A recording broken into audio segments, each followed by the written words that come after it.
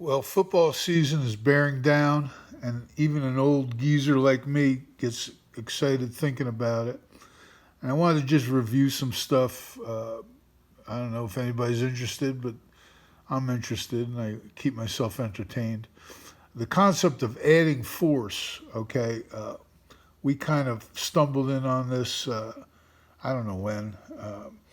But anyway, judo is known as gentle way. I think do is way and ju is gentle. We've gone over this before, but just reviewing it in physics, a collision, in my mind, is two opposing forces. Okay, a one-dimensional collision where exactly 180 degrees apart from each other is rare in nature and certainly in football.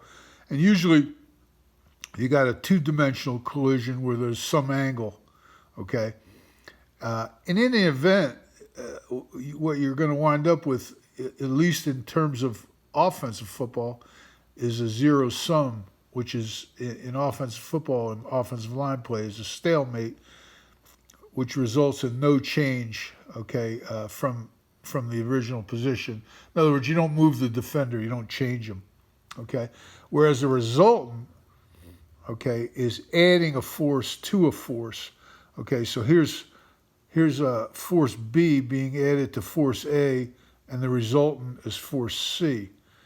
Okay, and what what we've tried to do in our concept is the judo, the gentle way. This is obviously the hard way, and this would be, of course, the gentle way. Okay, makes sense. I hope it does. I don't care if it does or it doesn't. It makes sense to me.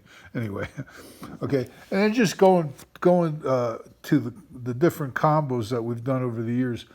Okay, I just want to once again review this. I'm big on this stuff, and obviously the hay bale is a pretty successful proposition. And the way I thought of it was here's the golf ball, the defensive lineman. Here's the tee. This is the post blocker, and this is the golf club, the drive blocker, and the resultant force is that way. Okay. The problem with this technique is you've got an exposed gap. Okay.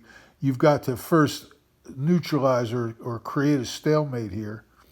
Okay, and set it up for the tee shot.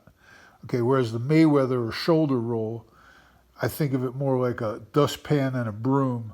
Okay, so you're going to step to your gap, you're going to rock back and become a rock, and just be like a dustpan, and the broom is going to come over, get in front of this, and sweep it up, and the resultant is going to be at an angle.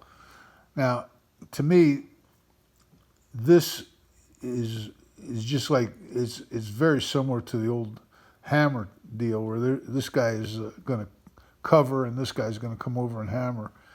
This thing is more of a double team, but it's more zone. There's more zone, and there's no exposure in the gap. Whereas here, even if you step without leverage and then run through, okay. So in other words, if you have a situation where you have leverage on the read spot, so here's the read spot, okay, the stovepipe, that center has leverage, the guard has leverage, the tackle has leverage, the defenders have to go through them to get to the read spot, okay, to get to the stovepipe.